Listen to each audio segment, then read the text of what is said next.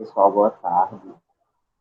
Hoje, dia 22 de novembro de 2021, a gente dá início ao nosso 12º programa institucional da construção do Plano Museológico da Pinacoteca, que é um projeto de extensão, no qual eu, Maia Oliveira, sou bolsista, e tem a vice-coordenadora da Pinacoteca, Marisa Rodrigues, como coordenadora do programa, do projeto de extensão. Tem a professora Sabrina Mello, professora do Departamento de Artes Visuais, professora, coordenadora da pós-graduação em Artes Visuais, como coordenadora adjunta, Alberto Cabral, que é sociólogo e assessor do Plano Museológico. Hoje, infelizmente, ele não está presente aqui, talvez ele consiga entrar depois, não sabe bem. E a Renata Lima, que é socióloga também, formada em Ciências Sociais, e é colaboradora voluntária nesse projeto. Esse projeto visa estruturar de forma sistemática os 12 programas previstos para que a gente possa organizar direitinho as próximas ações da Pinacoteca. Né? Um programa de gestão, um projeto de gestão, um mecanismo de gestão. Hoje a gente está aqui com Rafael Muniz de Moura, que é graduando em Letras, graduado em Museologia pela Unirio, graduado em Letras pela Universidade Federal de Santa Catarina, graduado em Letras pela Unirio, técnico em Assuntos Culturais e Museologia no Museu Vitor Meirelles, pelo IBRAM, e tem experiência na área de Museologia e Patrimônio, com ênfase em documentação e conservação de acervo, gestão museológica e educação em museus. Hoje a gente vai conversar um pouquinho sobre o programa de fomento. Rafael, sinta-se convidado, sinta-se abraçado, e a hora que você quiser, pode iniciar. Boa tarde aqui. Obrigado, Maia, pela apresentação. É legal conhecer vocês aqui, entender que a equipe é bem pequena, né, e que é difícil somar os esforços de uma equipe pequena para dar conta de todas as áreas, que são muito específicas e depende de muito trabalho especializado, né, para se discutir, de um lado administrativo financeiro, um pouquinho agora do financiamento e fomento, do outro lado as ações técnicas, né, com educação, com exposição, com conservação, são áreas bem distintas e o esforço de uma equipe pequena para se reunir e fazer o trabalho dar certo é louvável, né? A gente vê os museus universitários, em geral, com muita dificuldade de se organizar. Ficou claro no planejamento de vocês a falta de recursos orçamentários, né? Que é a base de, sei lá, 95% dos museus universitários do país. Não ter dinheiro vindo da universidade. Eu fico numa posição aqui meio desconfortável, me desculpa falar, porque eu não conheço museu, né? Eu não conheço nem a universidade. Não conheço o acervo de vocês e muito pouco a história, a não ser aquilo que eu vi ali pelo site, né, pelo que está relatado no plano. Eu queria pedir inicialmente para que vocês falassem um pouquinho sobre a função de cada um de vocês no cotidiano, assim.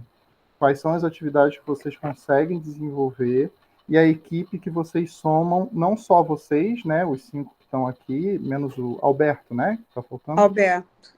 Mas outras pessoas, como estagiários, como bolsistas, como parceiros, que estão com vocês, ou em montagem de exposição, ou em trabalho específico de oficinas, ou se vocês pudessem me dar uma ideia assim, da equipe, dos trabalhos que vocês desenvolvem cotidianamente, pode também me ajudar um pouquinho a pensar.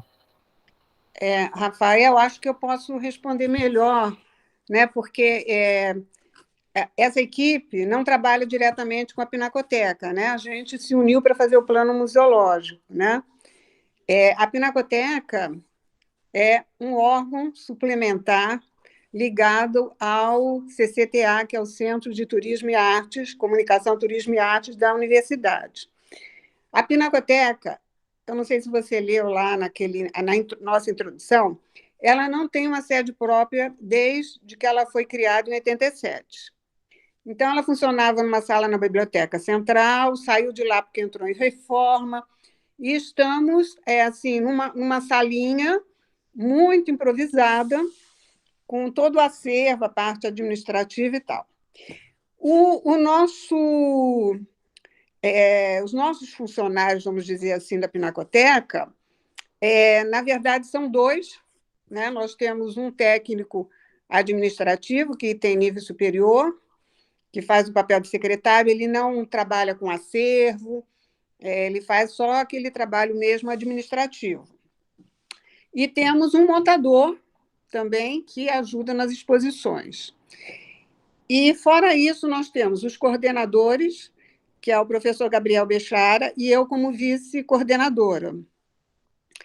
E o nosso grupo de trabalho, vamos dizer assim, são os alunos, que a gente faz projeto de extensão. Então, só temos bolsistas e voluntários. E é uma mão de obra flutuante, né? E, além disso, chega dezembro, entra de férias, aí só volta lá para final de fevereiro, março, né? Entra de férias em julho também. Então, a Pinacoteca só funciona na parte da manhã, agora, por causa da pandemia, ainda não está aberta, né? Mas, assim, a gente não tem um corpo de funcionários, assim, de técnicos especializados, entendeu? Esses alunos, tem alguns que estão desde 2017 com a gente. Então, eles já foram treinados, já fizeram curadoria de exposição, sabem fazer higienização, acondicionamento de acervo, fazem todas as etapas que um técnico faria, né? Mas a gente não tem restaurador, só tem eu como museóloga, mas assim, eu não pertenço à Pinacoteca, eu sou da Pró-Reitoria de Extensão. Então, eu tenho uma portaria, né, para ser a vice-coordenadora. E essa situação assim da Pinacoteca, não tem nem a sede e nem funcionários, e principalmente os técnicos, né, que a gente precisaria muito.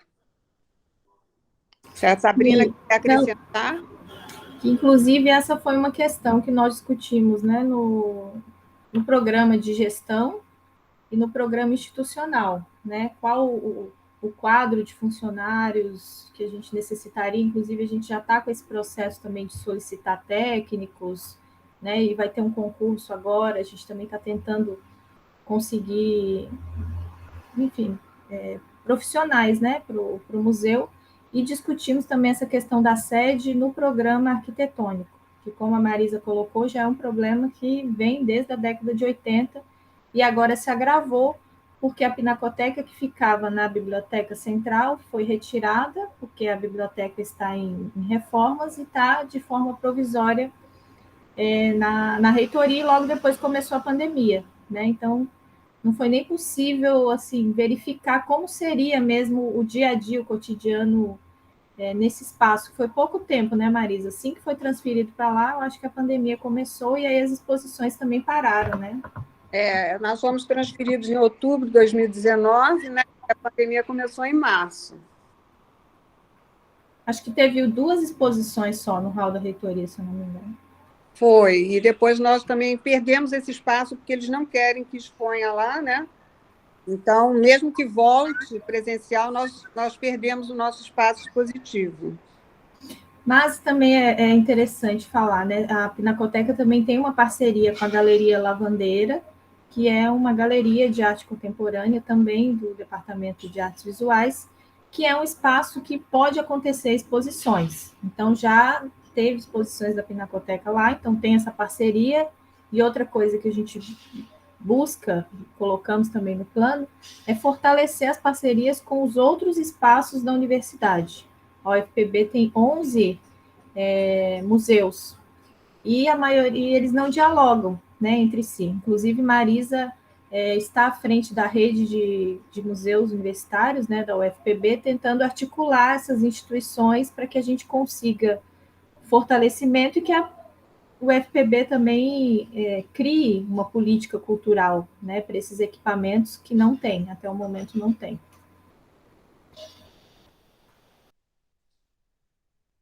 Legal, gente, obrigado.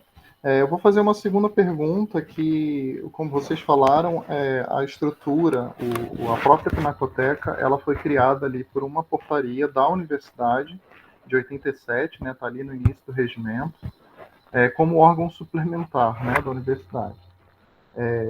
Eu imagino que essa legislação específica, não só essa portaria, mas a legislação da universidade, estabelece as relações administrativas e financeiras com a Pinacoteca. Por exemplo, o orçamento, por exemplo, a forma de gestão, a equipe que se trabalha e tudo mais. Claro que está especificado em estatuto, em regimento, como diz ali, né? Mas também há a própria legislação da universidade em relação a repasse de valores. Eu queria saber se vocês têm noção exatamente de como funciona isso dentro da universidade. Eu mesmo não sei como é em outras universidades, em outros museus. A federal, ela recebe um recurso do Ministério da Educação anual, né, de orçamento, e dentro dela ela repassa provavelmente para as diferentes pró-reitorias ou departamentos, ou vão para os centros, por um plano de trabalho, por um plano de ação para o ano. Como é que funciona essa distribuição de recursos dentro da universidade? E aí complementa a pergunta.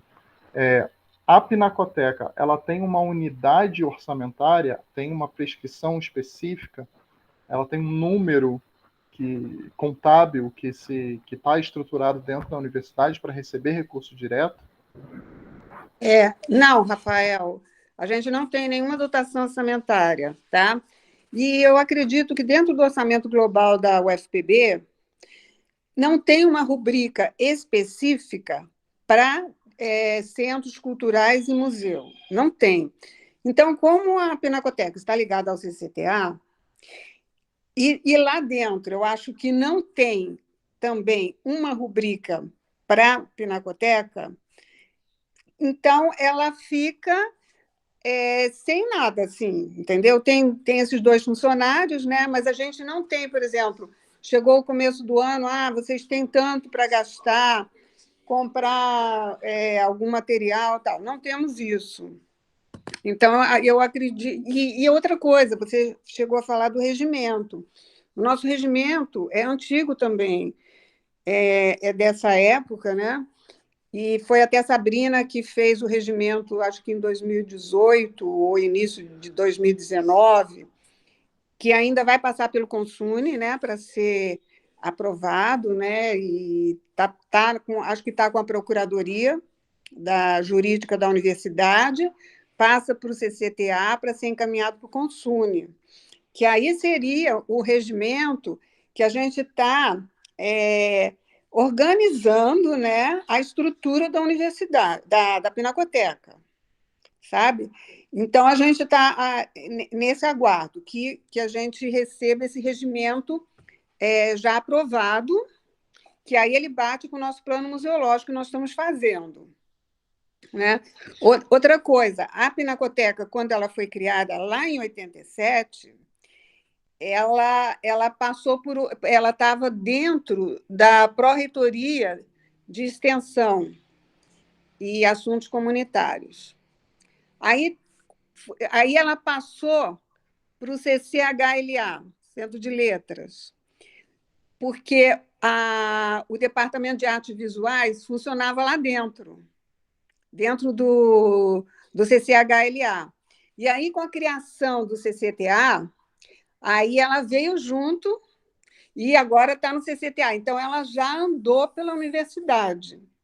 E tudo isso sem um regimento atualizado. Então, agora que a gente está fazendo isso. Tudo junto e misturado. Então, o trabalho é grande, até para eles entenderem onde é que a Pinacoteca está e assim, ver se a gente vai conseguir um lugar lá dentro para a gente, né? Com, sei lá, uma fatia, né, desse orçamento que tem que ser distribuído, né? E também, Rafael, vai ser agora, dia 25, vai ter uma reunião do CCTA para aprovar um novo regulamento do centro, que mudou de gestão. Então, tem lá uma cláusula específica para equipamentos culturais, laboratórios, né? Não fala especificamente da Pinacoteca, eu li a minuta do regimento, mas fala desses órgãos que são ligados ao CCTA, né? De como seria essa dotação orçamentária. Então, acho que com a nova aprovação desse regimento, primeiro do CCTA e depois do regimento da Pinacoteca, aí eu acredito que a gente consiga pleitear esse orçamento, não só pelo CCTA, mas outra questão que nós colocamos também é a inserção da Pinacoteca no PDI da universidade como um todo. Então, essas são as questões que nós estamos buscando, mas primeiro regulamentar, né? Porque não tinha esses documentos atualizados. Legal, gente. Conseguir aprovar o nome da Pinacoteca dentro dos regulamentos acima da Pinacoteca é indispensável, né? Para justamente exigir, com base na legislação, no que está escrito, o orçamento. Vocês colocaram, não sei se no plano ou no próprio regimento, tem como uma atribuição, acho que no regimento, solicitar ao centro 5%, né, do valor anual, enfim, do orçamento e tal. Isso, se vocês conseguirem lutar politicamente internamente, para que seja descrito isso, né, no regulamento do centro, enfim, da universidade, é de extrema importância. Como vocês falaram, é bacana que vocês já tenham esse movimento que já estão seguindo em frente. Antes de falar aqui as anotações que eu fiz do financiamento e fomento, eu fiz outras anotações relacionadas àquela primeira parte. Eu não sei se é interessante também para vocês eu comentar um pouquinho sobre a missão, por exemplo, os objetivos, algumas dúvidas que eu tive naquela primeira parte, ou a gente discute especificamente esse programa? Não, podemos discutir geral, o que você puder contribuir vai ser ótimo. Bem rapidinho, nós tivemos uma reformulação na missão, desculpa te interromper. A gente teve um encontro com a Letícia Julião, e ela deu algumas dicas de reformulação. Eu não sei se a Maia mandou com a missão atualizada, Maia. Não, acho que não, mas eu vou mandar aqui a reformulação, mas foi a partir dessa inicial. Do que eu li, né, entre o regimento, entre a missão que está ali, né, no plano, e o conteúdo relacionado ao financiamento e fomento, há em relação ao vínculo, né, do programa e ao vínculo da estrutura do regimento com a missão, alguma pequena discordância ali em estabelecer de fato, né, a que a Pinacoteca se propõe, assim, inclusive na história, né. O regimento estabelece ali que a missão, no artigo 2º, é de prestar serviços à sociedade por meio de pesquisa, ações educativas, comunicação, preservação do patrimônio artístico e museológico da própria Pinacoteca. Não diz sobre a formação desse patrimônio, né? E, ao mesmo tempo, fomentar manifestações do patrimônio cultural, daí especificando no âmbito das artes visuais. A missão que vocês mandaram está desatualizada, né? Ela vai para outros caminhos, né? Ela tem 3 partes. Se vocês puderem até falar como vocês mudaram, seria interessante. Que é de fomentar a produção artística por meio do ensino, pesquisa e extensão. Mas que produção artística, né? Ações de salvaguarda, que não é nem exatamente uma missão, né? Só um assunto. E ampliação e difusão do acervo, mas eu imagino que todos os museus têm isso, não é uma coisa muito específica da Pinacoteca, né? E aí, de forma a valorizar a transculturalidade artística contemporânea. Eu percebi que no acervo da Pinacoteca há muito mais coisas, muito mais autores, né, artistas nacionais, de expressão nacional e internacional, do que especificamente da Paraíba. E lá no histórico, na primeira parte do plano museológico, diz que o início, lá em 87, era especificamente para a Pinacoteca, era dedicada à memória da arte na Paraíba. E aí eu queria que vocês contassem um pouquinho dessas diferenças, assim, o que é de fato a missão da Pinacoteca para vocês agora. Quer falar um pouquinho, Marisa, que eu estou colocando aqui as novas versões, que aí o Rafael pode ir dando uma olhadinha. Então, Rafael, a gente mudou a nossa missão, a nossa visão, e eu não estou com ele aqui aberto, eu tô fazendo essa reunião no celular, porque eu não estou aí em João Pessoa, eu tô viajando, né? Eu não estou com ela aqui aberta, mas a gente mudou porque ela estava muito ampla, muito. Assim, a gente afunilou, né, para a nossa realidade. Quando a Pinacoteca foi criada, lá em 87, a missão dela era reunir o acervo que estava disperso na universidade, porque tinham galerias extintas, tinham salas, né, de diretores, né, do pessoal administrativo da gestão, que tinham quadros. Então, a missão foi recolher. Então, essas obras, elas eram de artistas locais, né? Algumas não, mas assim a maioria eram de artistas locais. Nós temos na nosso acervo mais de 500 obras, né? E temos nacionais e internacionais também, temos locais. Nós temos bastante artistas locais. Temos Hermano José, temos Flávio Tavares, que são artistas que têm um nome dentro da Paraíba. Tá? E aí o acervo foi se ampliando com doações também. Teve um movimento dentro da universidade para os artistas doarem suas obras. Então, tem muito artista local também, sabe? Mas não só isso. A gente teve uma doação da Eco 92 através do Banco Bozano Simons, e nós temos 25 serigrafias que tem Beatriz Milhazes, tem Tomi Otaki, né, que foram distribuídas em vários museus do Brasil, né, e nós ficamos com 25. Eram, sei lá, mais de 200, né, eles doaram, né, essas obras. Temos obras de artistas estrangeiros que passaram pela Pinacoteca, que moraram em João Pessoa. Então, é um acervo diverso, sabe? Não é só. Quando a gente fala local, é porque a gente tem uma produção local e temos alunos que do Centro de Artes Visuais, do curso de Artes Visuais, que também doam suas obras, né? Que são artistas já. Então, a gente tem obras locais, sim. Então, a gente mudou muito, porque foi a Letícia Julião que deu um toque para a gente sobre a nossa missão. Aí a gente encadeou a visão e os objetivos estratégicos nossos, né? Assim, como eu não estou com nada aberto aqui para eu falar, é meio difícil, mas acho que a Sabrina já deu, né, Sabrina, para você ver? Sim, eu coloquei aqui no chat.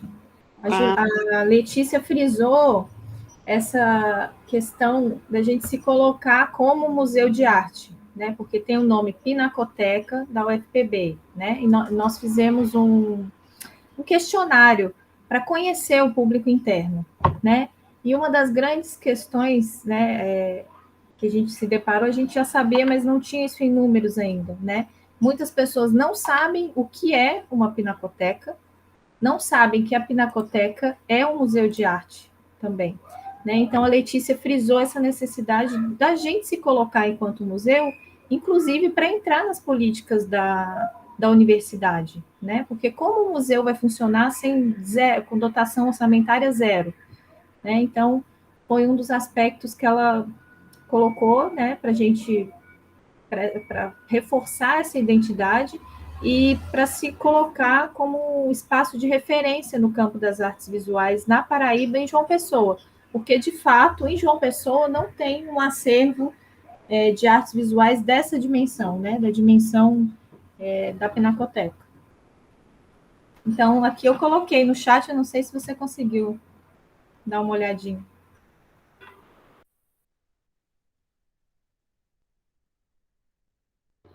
Maia queria falar, Maia?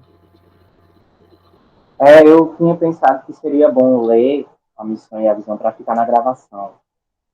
Mas, assim, como a gente ainda não aprovou o museológico, talvez seja melhor só divulgar essa missão, essa visão depois. Não sei.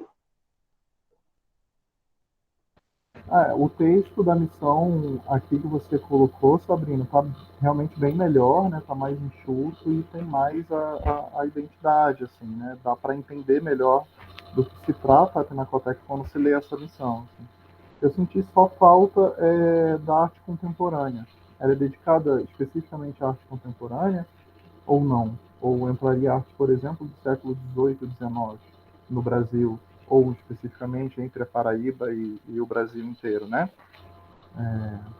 E no campo das artes visuais, seria isso? Ou entrariam outras linguagens artísticas?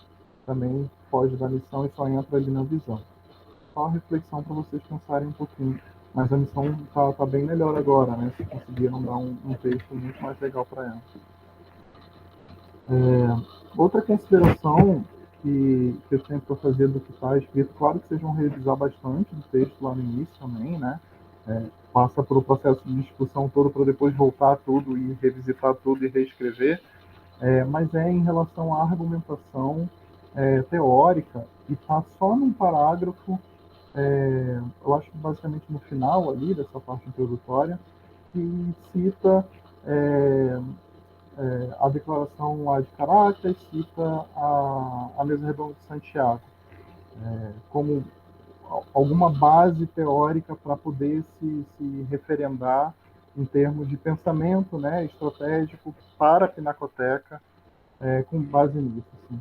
Me parece que não faz muito sentido, pensando que esses movimentos são da nova museologia e em que medida, dentro dos programas, processos museológicos readaptados dentro de uma estrutura mais tradicional, eu imagino que vocês tenham uma estrutura mais tradicional, né?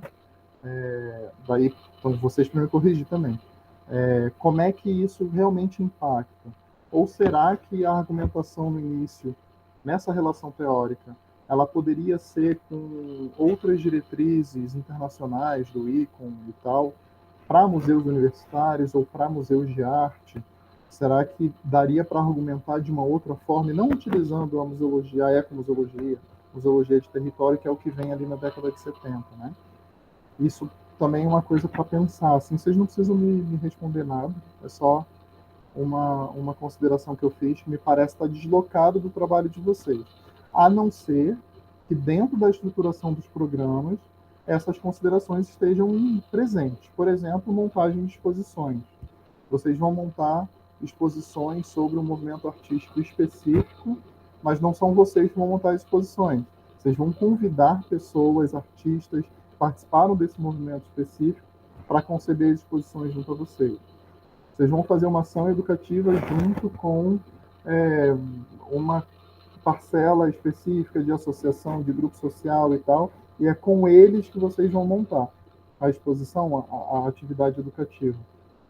Essa é uma forma muito clara de perceber como a nova museologia entra nos museus tradicionais, né?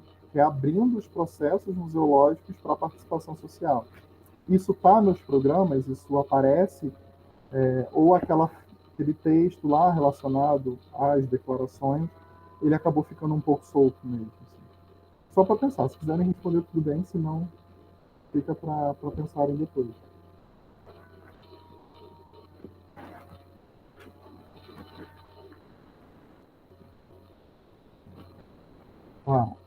E quanto aos objetivos, vocês dividiram entre objetivos copiando o que estava no regimento interno, né?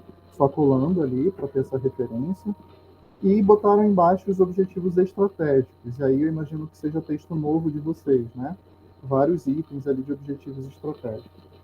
Uma coisa que eu senti falta, e isso já traz um espelho lá no programa de financiamento de fomento, não sei como é que está nos outros, é o prazo para a execução, a viabilidade de execução desses objetivos. Eles são estratégicos porque eles pensam o futuro e se chega nesse futuro, né? É um objetivo, de fato. Então, quais são as etapas intermediárias para se alcançar, dependendo de orçamento, dependendo de equipe, dependendo de toda a condição de espaço que vocês não têm, a gente sabe dessas coisas, né? Mas o plano museológico precisa ser real também, né? Ele é uma carta de identidade, ele especifica o que o museu deve fazer, inclusive aquilo que não se consegue fazer, mas ele precisa ter ações muito bem delimitadas para o futuro próximo, né? O plano tem aí um tempo de 5 anos de duração, até ele ser revisado novamente, né? É o que diz a legislação, mas acaba demorando um pouquinho mais para os museus reverem seus planos. Isso não está descrito nem na parte dos objetivos estratégicos, como se vai alcançá-los, né? E nem na parte específica desse programa de financiamento de fomento. As ações que vocês colocaram interiorizadas no final estão carecendo mesmo dessa abertura de planejamento estratégico que vem lá da administração, que foi trazido para o plano museológico, né? Vocês conseguiram aprofundar um pouco mais a construção dessas metas, dos objetivos, dos recursos das equipes, as diretrizes específicas de cada para alcançar esses objetivos? Rafael, seu áudio está abafado de novo. Eu acho que vai dar um probleminha na gravação. Não sei se é o microfone que você está usando, não sei se aí é um local muito aberto, mas abafou de novo o som. A gente não está conseguindo ouvir muito bem. Vocês querem que eu repita? Então, melhorou agora, eu acho. Deu para ouvir bem baixinho, mas agora melhorou. Eu não sei se é o fone de ouvido, deixa eu tirar para ver se melhora. Fica um pouco melhor agora? Sim, Fica melhor? Ficou melhor. Então é o fone de ouvido, vou sem fone.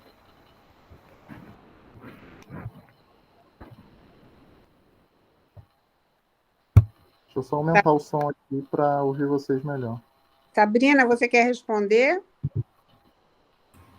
Eu ouvi bem cortado. Se você entendeu, pode responder, Marisa. É, porque estava cortado para mim também, né? Estava muito baixo e meio cortado. Eu não consegui pegar tudo. Eu peguei essa questão, né, que ele falou dos prazos de realização, que é uma questão que a gente já tinha discutido também, acho que com a Letícia. Nós, realmente, a gente não tinha colocado isso, mas agora na revisão nós vamos fazer um quadro, né, colocando as metas, os indicadores, o prazo, quem vai realizar, fazendo toda essa sistematização. Então, já é algo que a gente pensou em fazer em todos, né, em todos os programas, porque as gestões vão mudando, né, e para os próximos gestores, para a próxima equipe que tiver com esse documento em mãos, eu acho que facilita muito, né, o trabalho dessa forma. E, Rafael, a gente já está prevendo uma revisão do plano com 3 anos, 2 anos e meio, 3 anos, né? O prazo de 5 anos é para esse plano, mas a revisão ela vai ser feita no meio do plano, sabe? A gente vai fazer um ajuste, até porque muita coisa vai mudar da situação da Pinacoteca, né? A gente deve voltar para a Biblioteca Central, a gente deve conseguir algum técnico para o nosso quadro de funcionários. Vai mudar alguma coisa, né? A gente vai precisar fazer alguns ajustes, entendeu?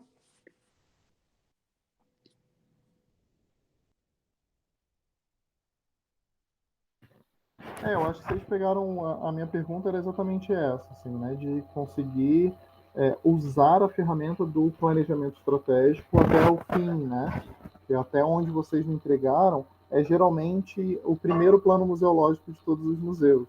O Museu Vitor Meirelles também fez o seu primeiro plano museológico em 2009 dessa forma. Fez toda a concepção dos programas, missão, preparou bonitinho essa primeira parte. Quando chegou na especificação das ações de cada programa, também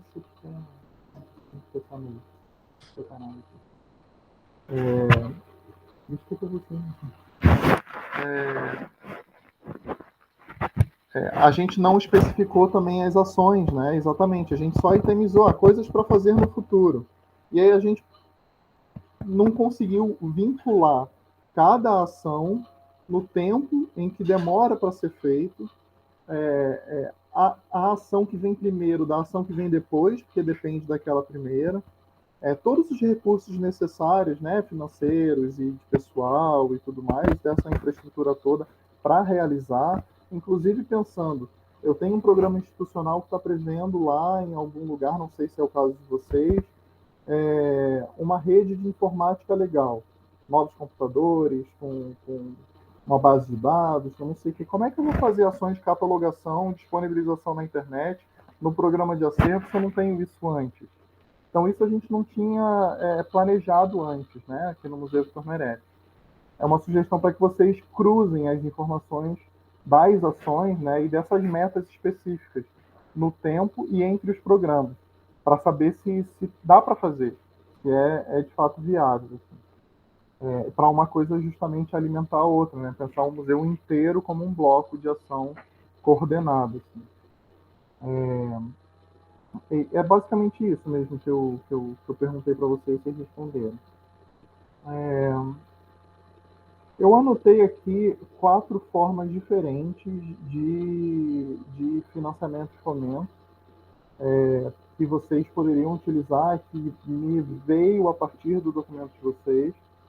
E aí eu vou fazer perguntas e a gente conversa especificamente sobre cada uma, tá? A primeira é sobre dotação orçamentária direta, né? A gente começou a conversar sobre o orçamento específico, né? Do governo, da universidade, do centro, que seja. Em editais da universidade internamente, que vocês podem concorrer com projetos de extensão, com bolsistas e tudo mais, né? E aí seria vinculado aos cursos, seria vinculado a pesquisadores com cadeira no CNPq, com linhas de pesquisa. Que tipo de editais são esses, né? Se vocês puderem mapear isso e já colocar no programa, seria bem legal. Os editais externos, que aí vocês buscam uma formação, né, da associação de amigos, mas há a possibilidade de fazer via parcerias também, para submeter projetos para leis de incentivo, né? Uma associação, uma empresa ou até uma pessoa mesmo, uma pessoa física, ela pode inscrever um projeto em parceria com o museu para ser realizado dentro do museu, mas por ela. E aí o museu ajuda a montar isso, claro, com uma contrapartida para a pessoa. Aqui no museu a gente recebeu esse ano de pandemia, a gente estava fechado, teve que negar, né? 3 pedidos para o uso do nosso auditório. Os 3 eram em artes, os 3 eram em educação. Infelizmente a gente não pôde participar deles, né? 2 deles ganharam o edital daqui de Florianópolis, do Elizabeth Anderson. E infelizmente a gente não pôde participar. A gente não tem associação de amigos também, mas a gente está achando essas brechas, a possibilidade de criar essas parcerias entre pessoas que estão aí com conhecimento nos editais e entre essas empresas de produção cultural, por exemplo, de conteúdo educativo e tal, que dominam essa coisa da captação de recursos, né, da gestão do projeto ali para prestar contas, né, como Lei Rouanet e outros editais, para que a gente faça essa parceria. E aí, 50%, até 70%, a gente pode negociar com essas empresas, essas pessoas, de pensar em atividades no tronco do museu, considerando as atividades do museu, o plano do museu, e o resto deixa para essa equipe, essa empresa, também pensar a sua promoção, né? O que elas gostariam de fazer. Isso é uma solução interessante, assim, que abre possibilidades para mais parcerias e tiram a responsabilidade também do museu, uma equipe tão pequena, né, de ter que fazer prestação de contas todo o tempo desses projetos. E ainda nesse ponto aí dos editais externos, tem todos os editais de prêmios, né, de concursos, assim, que o museu pode se dedicar. O problema, e aí vai uma sugestão, mas de quem não conhecia, não conhece ainda bem a estrutura de vocês, era de escolher uma pessoa da estrutura do museu dedicada exatamente a isso, a área de financiamento e fomento, que vai levantar todos os relatórios, vai fazer todos os releases, vai preparar todos os projetos, pockets, né, para sentar em mesa de negociação com as diferentes instituições, diferentes parceiros, para fazer a roda girar, né? A depender de que condições de pessoal vocês têm para isso. E tem uma outra forma de geração de recursos, que é internamente você gerar caixa com bilheteria. Vocês não cobram bilheteria, né? Mas vocês poderiam colocar como sugestão a doação de R$1, R$2. Às vezes, para trocar uma lâmpada, ter R$2 no museu é muito legal. Assim. Para pintar uma parede para uma exposição, se sobrou ali uns 50, R$60, você compra uma latinha pequena, você pinta uma parede. Isso já causa, assim, né, uma mudança considerável. A loja, campanhas que vocês podem fazer de doação, inclusive nessas parcerias, né? Pensa uma atividade educativa específica sobre gravuras e como fazer litogravuras, né? Uma litografia com um artista tal que é professor e vai dar aula sobre aquilo, mas precisa contratar ele, ou precisa de material para produzir isso. Quais são as associações que existem que poderiam participar? Comércio local, todas essas coisas, né? E aí se faz campanha de doação, né? De doação mesmo, não é inscrição com valor, não é compra dos materiais diretos, é campanha, vaquinha online, essas coisas todas que é possível fazer. E fora os eventos que se pode gerar algum tipo de recurso, como empréstimo de local. Vocês até listaram ali, né, mas que vocês emprestam, mas sem também cobrar aluguel e tudo mais. Eu estou pensando aqui também em vendas por consignação, vocês terem lançamento de livros, né? Tudo depende também de uma estrutura legal que possibilite a vocês ter esse recurso de volta. E aí, nesse último ponto, eu pergunto para vocês sobre essa galeria que vocês têm virtual, que ela não é o acervo da Pinacoteca, que o acervo é patrimônio e o museu se dedica a patrimônio artístico, e o museu não pode proporcionar ser agente de comércio de obras de arte, né? Isso vai contra a ética, não só do profissional do ITO, mas vai contra a legislação brasileira de museus. E ao mesmo tempo vocês têm a galeria virtual que vende, né, que propõe a venda do trabalho dos artistas que saem do curso de artes visuais, né? Queria saber como é que fica essa relação e se há legislação interna para a loja, para a caixinha do museu. Dinheiro que entra de bilheteria, vocês têm que gerar uma GRU para mandar para a universidade, é isso? E o dinheiro volta depois ou não volta? Como é que funciona isso? Vamos começar por aí, essas perguntas, e depois a gente volta lá para o início. Rafael, deixa eu falar para você. Os museus universitários, eles não têm essa autonomia de cobrar ingresso, de receber doação, entendeu? De pedir doação de R$1, de R$2. A gente não pode fazer isso dentro da estrutura de um museu universitário, né? A gente não tem como fazer isso, e a única coisa que a gente colocou foi a Associação de Amigos de Museus, que a gente também não sabe se a gente vai poder fazer, entendeu? Existe uma coisa que engessa isso, né? Nós não temos como receber recurso, a gente não pode vender nada. E a outra coisa, a galeria virtual, que é dentro do site da Pinacoteca, ela não comercializa as obras, né? A gente usa o nosso espaço expositivo virtual para eles se apresentarem, o projeto é deles, curadoria deles, eles deixam o endereço deles, o e-mail, os contatos. Se alguém se interessar, trata diretamente com eles, a gente não faz a intermediação, a gente só dá oportunidade para esses artistas, entendeu? A gente não faz o comércio, nós não podemos fazer isso. Então, é muito engessado, entendeu? Essa coisa da gente receber, de cobrar por alguma coisa. Não é possível, sabe? Por isso que a gente nem coloca. E aqueles 5% que a gente estava colocando no início, a gente já está tirando, porque senão não vai passar pelo Consune. A gente pediu uma dotação orçamentária, a gente tem que depender exclusivamente do centro ao qual está ligado. A gente não pode fazer isso. E isso seria uma coisa que a Procuradoria Jurídica já ia cortar, já ia devolver, entendeu? E outra coisa, Rafael, eu conversei com a Sabrina antes. Eu estou viajando, sabe? Eu estou fora de João Pessoa e eu estou tratando de algumas coisas num cartório e eu tenho um horário marcado lá. E eu vou precisar me ausentar.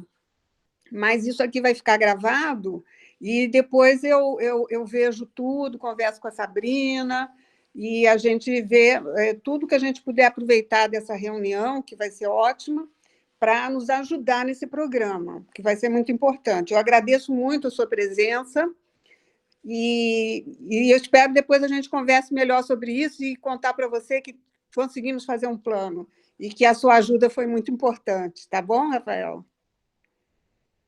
Marisa, é um prazer te conhecer aqui online, né? Só com a voz aqui. Espero que a gente se Só a encontre voz, aí, né? presencialmente, inclusive. Me arranje uma viagem para Paraíba, por favor. Pois é, e nós fizemos museologia na Unirio, né, Rafael? Você também fez na Unirio, né? Uhum. Então, a gente vai ter que marcar um encontro, tá bom? Sem dúvida, é um prazer, Marisa. Um abraço para Obrigado. você, abraço em todos aí, tá? Tchau, gente. Então, Rafael, eu que coloquei essa ideia da venda. Eu nem sabia, porque eu entrei na universidade também há pouquíssimo tempo, né? Eu não sabia que não era possível fazer isso, porque eu pensei da seguinte forma: colocar essas obras que não são do acervo, né? São obras de artistas da região, artistas do curso, e uma porcentagem ser revertida, né? Mas eu não sei se juridicamente eu coloquei como uma ideia, mas juridicamente agora a Marisa disse que não é possível. Então a gente poderia conversar com os artistas uma forma de doação, se eles quiserem doar, que isso fique livre também, né? Enfim, caso uma obra seja vendida. Então, é muito difícil. Então, não sei nem se a gente pode ter loja. Porque seria interessante também fazer produtos, né? Canecas, blusas, agendas, enfim, uma série de objetos que os museus vendem online. A Pinacoteca vende vários, né? Inclusive os catálogos também. O nosso catálogo nem é vendido, também é distribuído gratuitamente. Então, eu coloquei como uma ideia, mas juridicamente eu não olhei se isso de fato seria possível. E como a Marisa colocou, a gente nem sabe se a associação de amigos também, se eles permitem, mas eu acho que sim, porque eu sei que o MARC, o museu da UFSC, é um museu também de uma universidade federal e eles têm associação de amigos. Então, eu acho que a associação de amigos é possível e, inclusive, facilita muito para participar de editais, né? Pela razão social, né? Pela pessoa física que é gerada. Então, acho que facilita bastante. O programa de financiamento e fomento, ele é um dos programas mais difíceis, né, de você estabelecer, porque depende muito da realidade local, né, dos vínculos administrativos e legais que se tem no museu. O Museu Victor Meireles é vinculado ao Instituto Brasileiro de Museus e a gente tem várias regulamentações específicas para a loja, para a associação de amigos, para essa coisa do mercado de vender coisas ou não, de cobrar bilheteria e como se faz a prestação de conta desses valores e tal. Para a gente é uma dificuldade muito grande, né? Imagino que dentro da universidade deva ser ainda pior, deve ser muito difícil.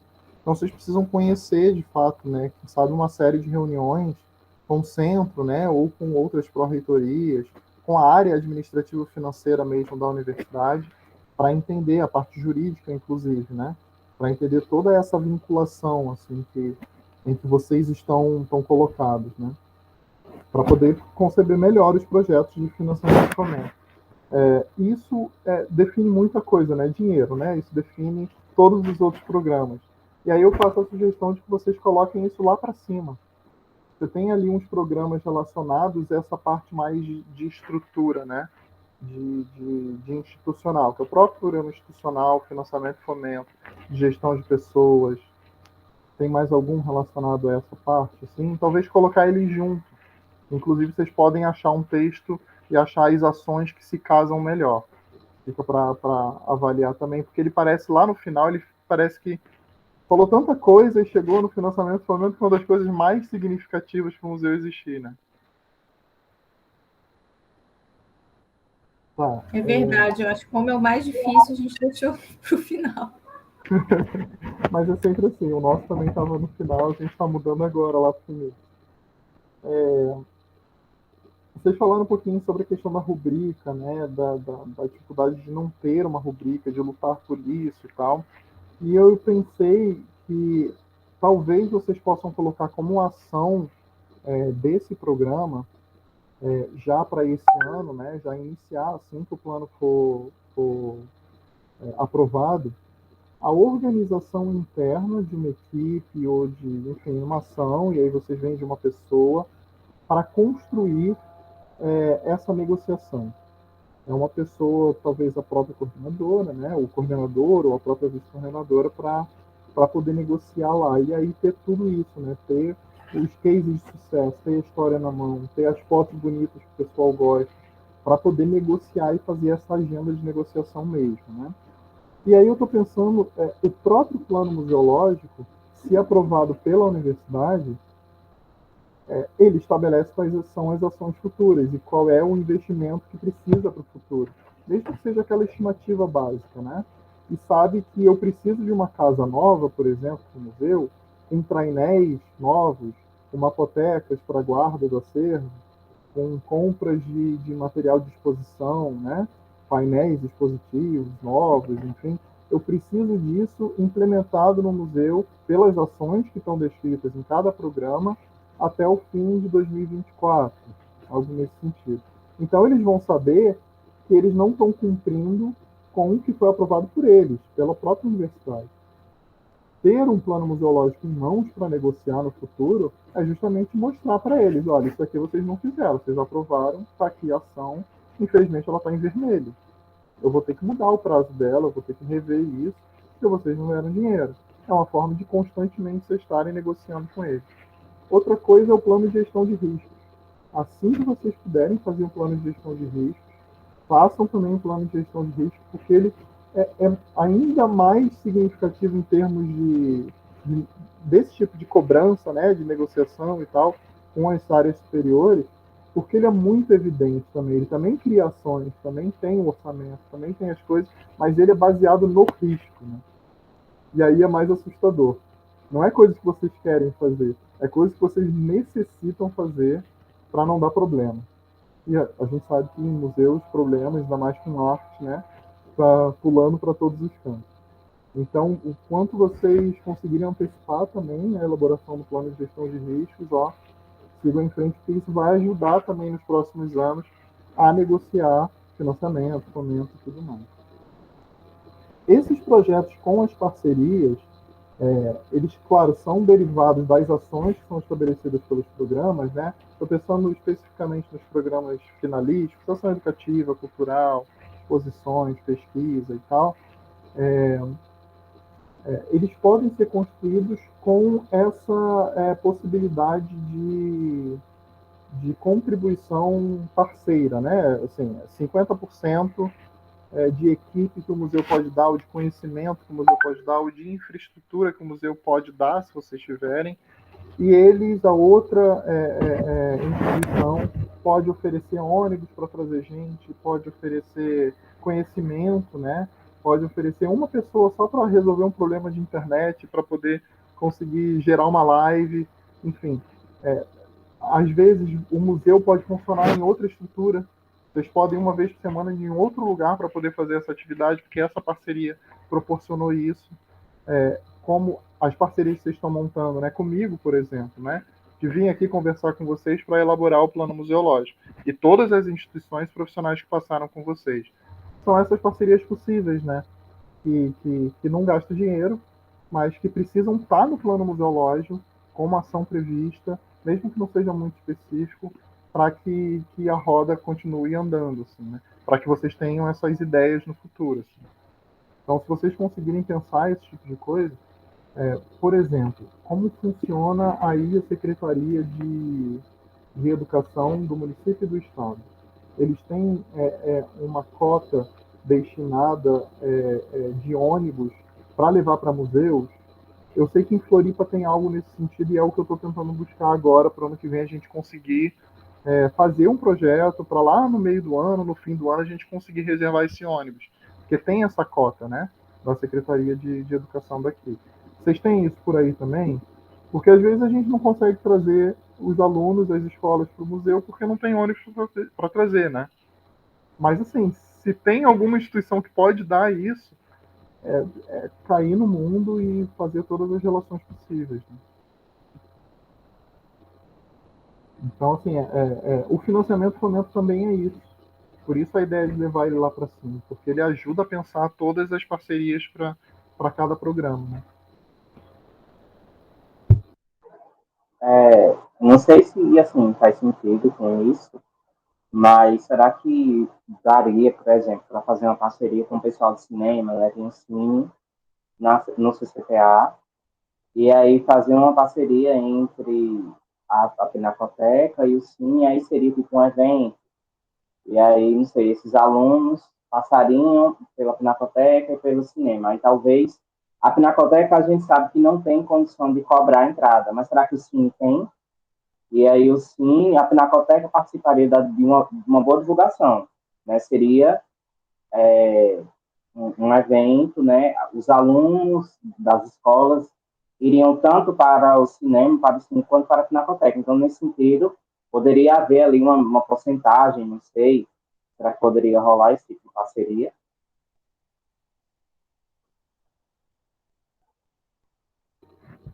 O que vocês têm de oportunidade, estando dentro de uma universidade, que brota aluno com vontade de fazer um monte de coisa e aprender na prática, né? Como o pessoal das artes visuais que trabalha para vocês, com vocês, né? É maravilhoso essa oportunidade. E aí vocês vão pegando esses cursos mesmo e fazendo do museu universitário, museu laboratório, né? Então, quem sabe essa prática de realizar todas as atividades com alunos, né? Inclusive as atividades administrativas pode ser feito junto com o curso de administração. As atividades de divulgação do museu podem ser feitas com os cursos de comunicação, de jornalismo, eu não sei o que vocês têm aí na universidade. Mas pode ser montar essas parcerias específicas, né? Já que o museu não é uma estrutura única da universidade, ela também depende das outras estruturas, depende do centro, né? Depende do curso de artes visuais. Por que não botar o museu para depender de todo mundo, inclusive? E aí o museu vai se formando meio nessa coisa, né? Dos alunos fazendo os trabalhos e vocês vão coordenando e as coisas vão dando certo e errado. E com o tempo vocês vão ganhando prática, vão ganhando estofo. E os projetos e ações vão sendo construídos dessa forma, né?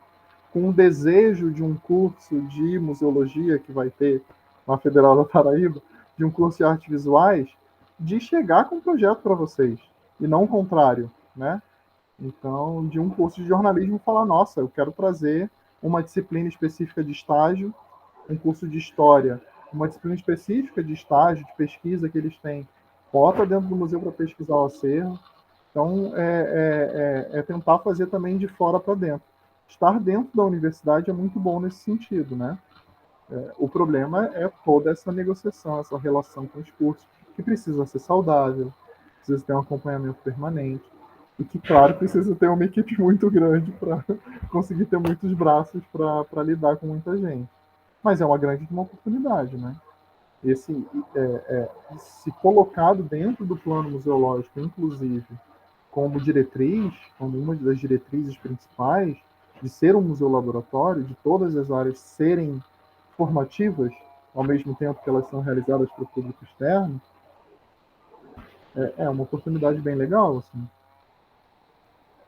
E é isso, você pega o orçamento lá do curso de cinema para fazer um cineclube dentro da Pinacoteca.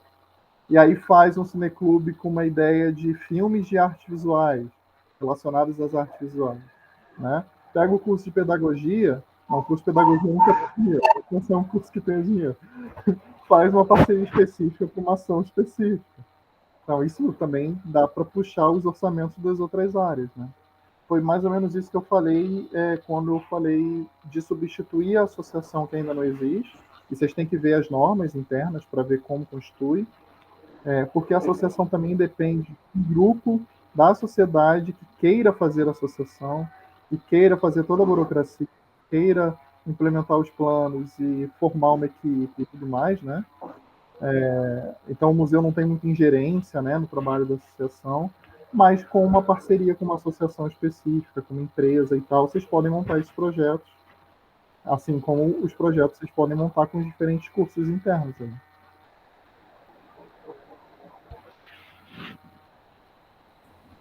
Ótima ideia, Rafael. Eu acho que Renata queria falar, Renata? Não, era para dizer que acho que a gente pensou muito nisso, né, enquanto a gente estava construindo o plano museológico, porque eu venho das ciências sociais. E aí, claro que eu sempre quis trabalhar com arte, e era muito difícil dentro do meu curso. E aí também tinha a questão que nas ciências sociais não tem para onde colocar os alunos para estágio. Aí eu falei, poxa, a gente trabalha muito para fazer pesquisa, podia fazer essa ligação, né? No bacharelado, a gente trabalha com estatística, metodologia de pesquisa, então tem uma falta do curso e tem também a Pinacoteca que tem essa mão de obra flutuante, né? E a gente pensou bastante nisso, eu acho assim, na construção, foi algo que a gente, enfim, como é que a gente pode lidar com a falta de recurso e uma universidade cheia de gente que quer experiência, porque é isso, né? Tem muitos cursos que conseguem se relacionar, até mesmo pós de antropologia, que tem antropologia visual e da imagem, essas coisas assim. Essa relação com esses cursos mais de humanas, vocês saíram do centro, mas ainda estão nesse outro centro que é mais parceiro, né, das ciências humanas também, que produzem muito texto, né? Pode-se pensar um programa específico de publicações para o museu, com base nos alunos, né? Com base nas pesquisas que os alunos fazem.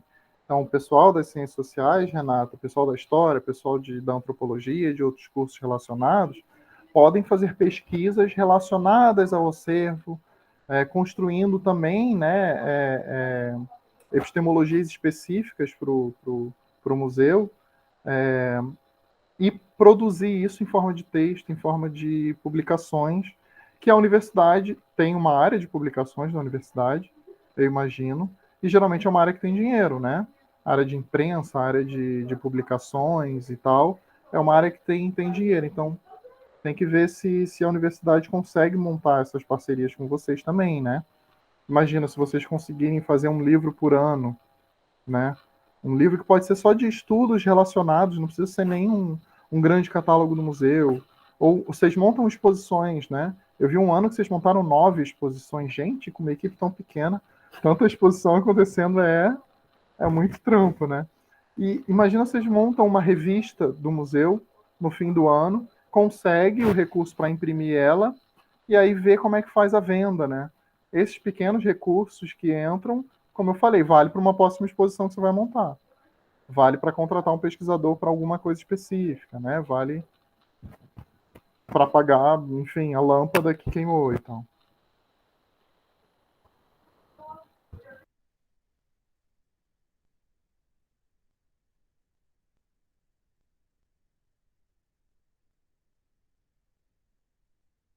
Em geral, gente, eu acho que eram essas as minhas contribuições.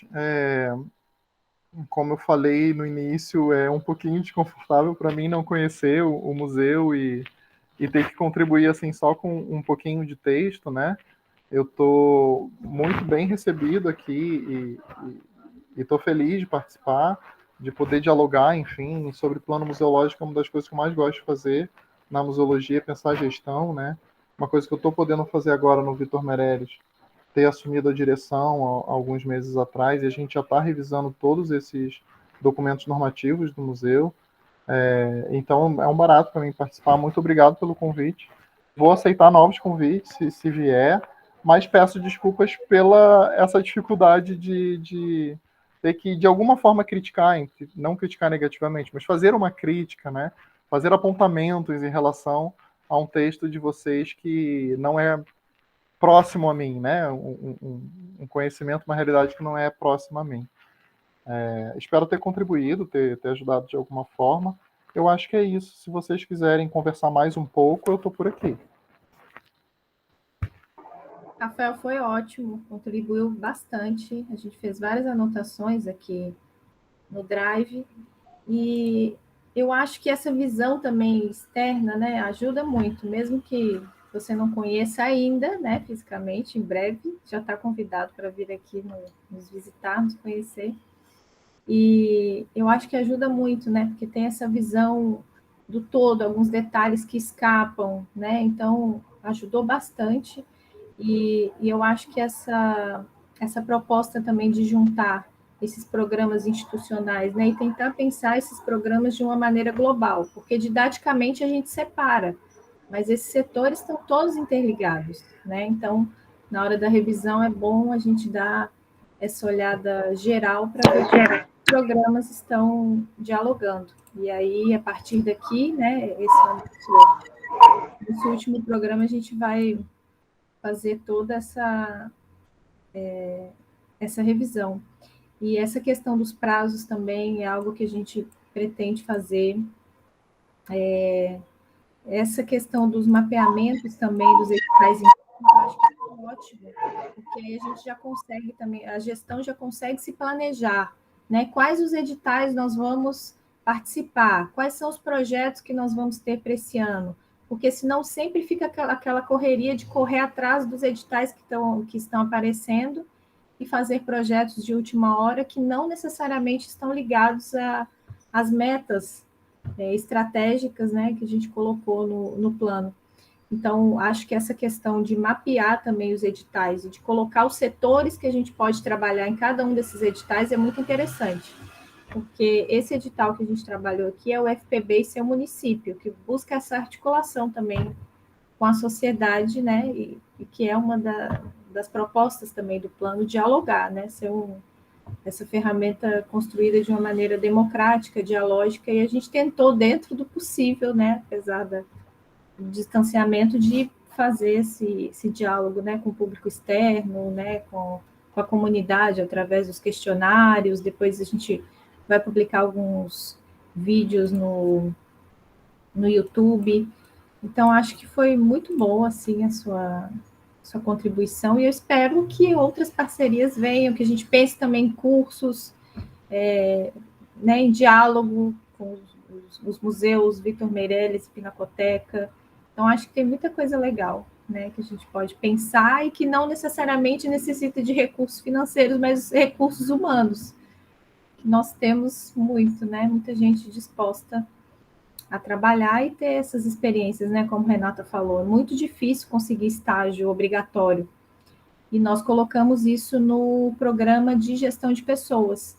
Conversar com diferentes cursos de economia, administração, jornalismo, ciências sociais, mídias digitais, vários setores, fizemos esse mapeamento para trabalhar com estágio obrigatório. Então, acho que se der certo, vai dar certo, vai ser bem interessante. Então, obrigada mesmo, Rafael, por aceitar nosso convite. Eu não sei se as meninas querem colocar mais alguma coisa, Renata, Maia. Rafael, eu só queria agradecer por você ter tirado um tempinho das suas férias para vir aqui hoje conversar um pouquinho com a gente, né? Eu acho que depois de 12 programas, a gente só quer concluir e aí começar a pôr em prática, né? Mas antes disso tem revisão, tem algumas coisas. E aí com isso eu acho que a revisão já começou, né? A gente juntar alguns programas, ver como é que a gente vai poder fazer isso. Então a gente agradece esse direcionamento que veio de você. Foi uma contribuição muito importante que a gente com certeza vai levar e que isso vai ser refletido nas ações da Pinacoteca logo em breve. Então, eu queria agradecer a sua participação e dizer que o nosso contato permanecerá. Obrigado, Rafael. Imagina, gente, eu que agradeço vocês pelo convite. O Museu Vitor Meirelles, ele é um museu de arte, assim como vocês, então acho que tem muito do tema que a gente pode ainda estar junto como parceiros, né? Estamos distantes, né, fisicamente, no território brasileiro, mas isso também pode ser uma oportunidade, quem sabe, apesar de não ter recursos para a gente trocar acervo entre si, porque tem que rodar o Brasil inteiro para chegar aí ou aqui, né? E seguro de obra de arte, vocês sabem, é muito caro. A gente pode fazer algumas ações em parceria, até de conhecimento sobre os acervos, por exemplo, algum tipo de mapeamento local de vocês em relação ao Vitor Meirelles, para a gente seria muito legal.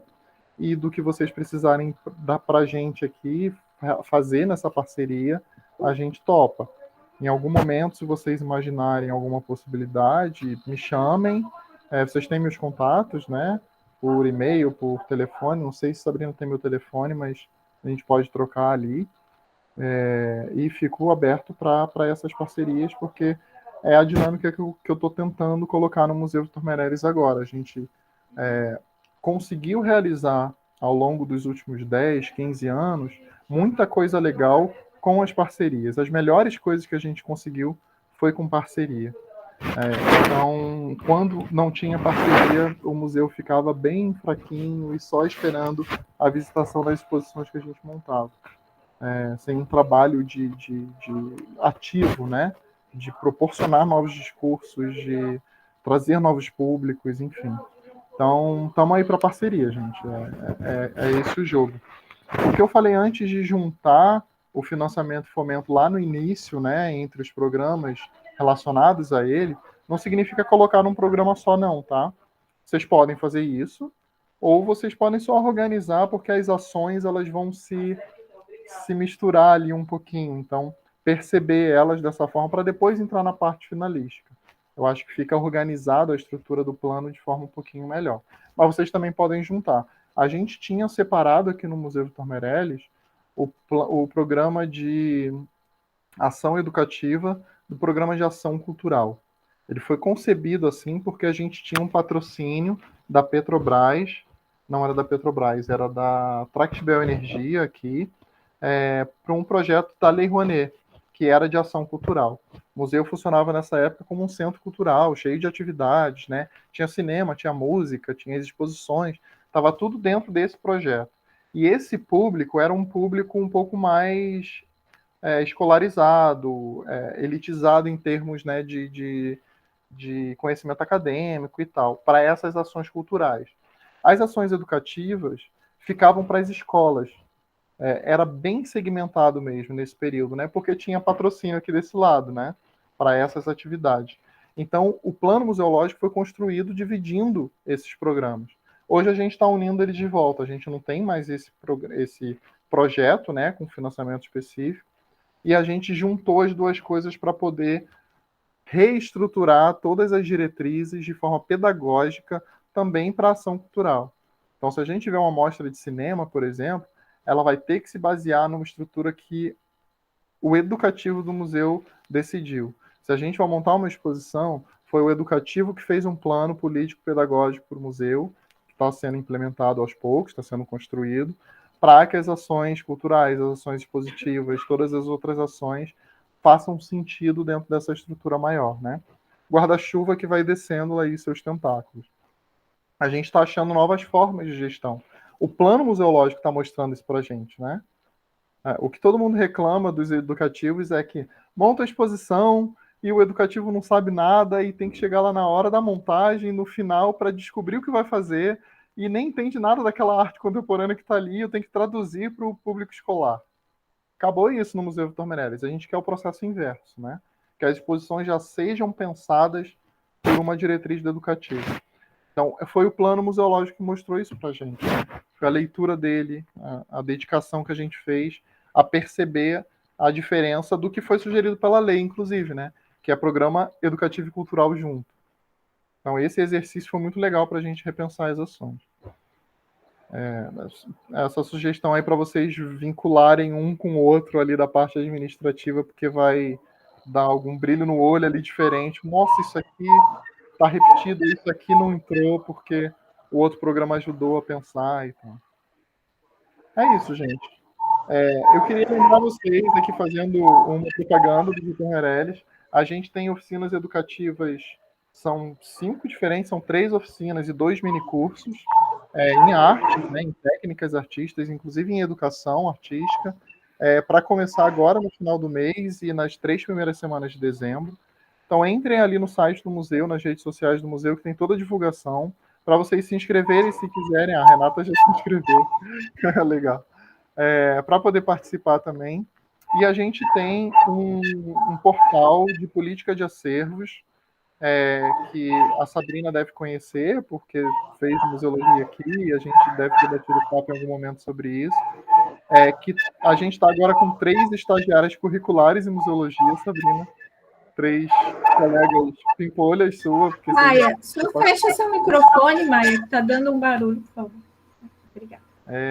Então, são 3 meninas super antenadas em pesquisa e em a parte toda de internet, assim, que elas vão dar um boom nesse portal. Dali a gente tem o projeto Falando em Museus, que são as lives que a gente faz com os museus de Florianópolis. A gente tem o projeto Falando em Acervos, que é um podcast, tem 2 episódios, o terceiro vai agora, né? Espero que semana que vem para o ar também tá nesse portal. E a gente vai criar um outro novo projeto que talvez, depende do que as meninas vão planejar, senão a gente coloca dentro do próprio podcast uma percepção mais em rede em relação aos museus de arte que são monográficos, né? Museu Vitor Meirelles ou museu dedicado a um outro artista e tudo mais, dependente do período, né, que viveu e produziu o artista. Então a gente vai discutir acervos, estruturas de museus relacionadas a esses artistas e tal. Imagino para vocês também seria bem interessante. Assim. Convidadas para participar do portal, convidadas para participar desses novos projetos. Aceito os convites para participar de vocês e a gente vai dialogando para o futuro. Muitos projetos legais, viu? Parabéns mesmo, Rafael. Eu já me inscrevi num curso aqui, até eu tinha publicado lá no grupo já, eu tinha visto no Facebook. Inclusive, estamos terminando o nosso relato de experiência para mandar para a revista. A Ventilando Acervos, ai que bom. Até o fim do mês. Até dia 31. Estamos correndo para ver se dá tempo. Legal, gente. Muito obrigado. Rafael, a gente agradece. Depois tem lá no site o podcast, eu realmente não conhecia, mas eu vou dar uma olhada ali no site depois. Tem, eu acho que tem, e tem divulgação nas redes sociais também. Eu não tenho endereço aqui, eu estou no computador novo, não está nem salvo aqui. Ele é no Wix, então ele gera um endereço diferentinho, eu não sei exatamente qual é.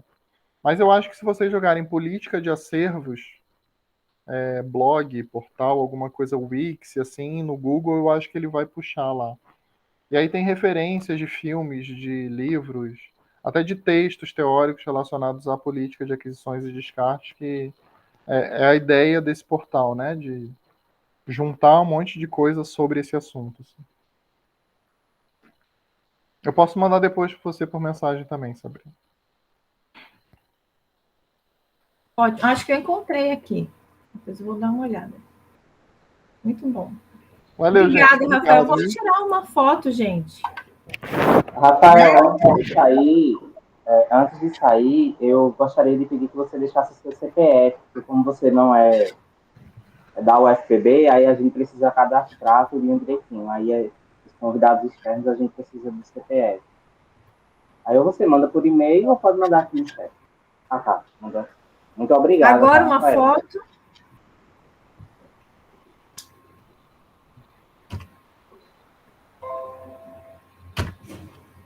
Pronto. Obrigada, Rafael. Maia, se quiser encerrar... com saia aqui atrás. Corte. Quer finalizar o vídeo, Maia? Para ficar mais redondinho. Pessoal, boa tarde. A gente está encerrando aqui o nosso 12º programa de fomento e financiamento. Hoje a gente teve a participação do Rafael. E a gente agradece muito, Rafael, o seu contato. E em breve a gente tenta mostrar para você e para todos os outros convidados como a gente conseguiu elaborar, como foi a nossa adaptação. Então, em breve a gente entra em contato, tá, Rafael? Muito obrigada.